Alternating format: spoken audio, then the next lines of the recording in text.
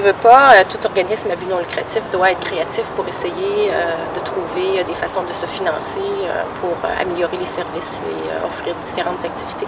Nous, à l'AMRAC, on a développé des programmes d'éducation, de sensibilisation, qui fait aussi partie de notre mandat, finalement, de sensibiliser les gens à l'importance des milieux humides, de l'environnement.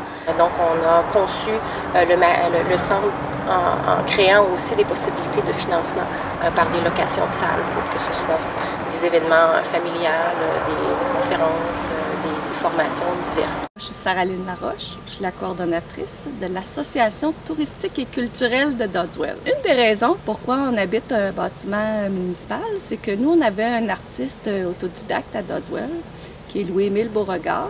On gère le bureau touristique, on a une galerie d'art. C'est sûr, la grosse part de notre subvention est de la municipalité. On a aussi notre caisse populaire de Doddswell Saint-Camille qui nous donne un bon coup de main, puis la compagnie Grémont. C'est sûr qu'on va chercher le complément en faisant certaines activités. D'abord, il y a la fameuse collection Beauregard, donc il y a un droit d'entrée.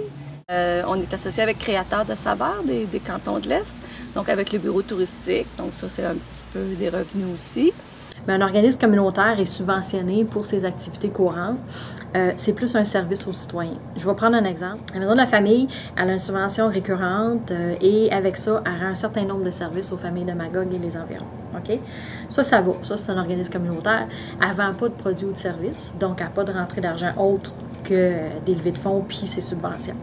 Mais, dernièrement, en se repositionnant, elle a voulu partir un projet d'économie sociale, fait qu'elle a parti une friperie qui s'autofinance et donc vend un produit, ça paie les emplois et la location, etc.